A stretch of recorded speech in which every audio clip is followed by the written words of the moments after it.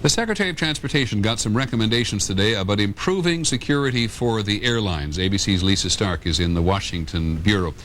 Before the security recommendations, Lisa, National Airport, open or not?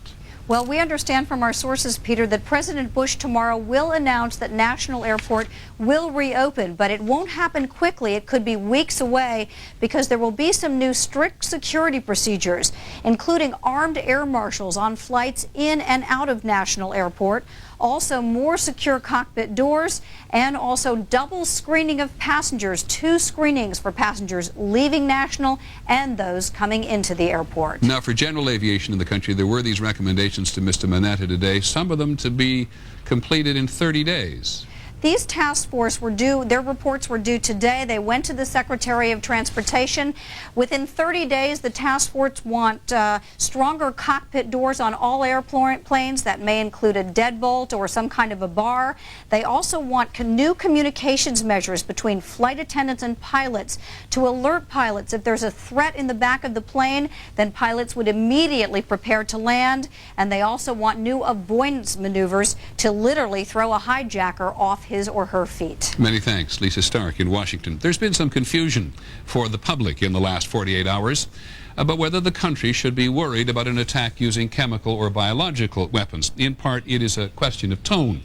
Consider the comments first from Tommy Thompson, the Secretary of Health and Human Services, and then Andy Card, the President's Chief of Staff.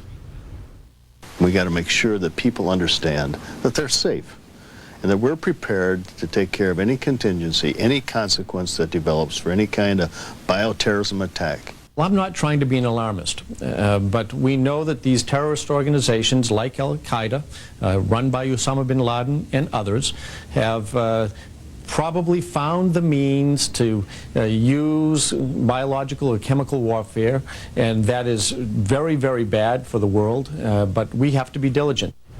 It is a little difficult to pin down the administration's exact approach to the threat, but it may reassure some people to know that the federal government has a concrete plan of action in the event of a chemical or biological attack.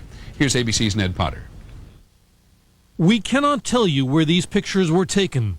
The government says they were shot at one of 8 secret locations in the U.S., where 50 tons of vaccines, antibiotics, and other supplies are held in case of emergency.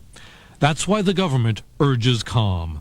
There are systems in place to deal with it. Those systems need to be strengthened, but they will serve us well at the moment. The Department of Health and Human Services says it has 15.4 million doses of smallpox vaccine and enough antibiotics against anthrax to protect 2 million people for 2 months.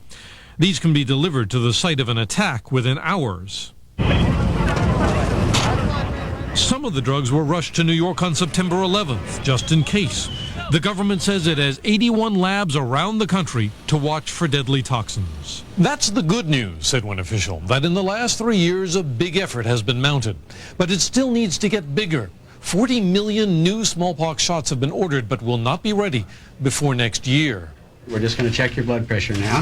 What's more, many local doctors may not recognize the symptoms from an attack or know what authorities to call. There's a problem of coordination among local, state, and federal agencies, which would be tripping all over each other in an actual incident. But scientists still say an effective biological attack would be very difficult to pull off. In the end, it might be more frightening than lethal. Ned Potter, ABC News, New York.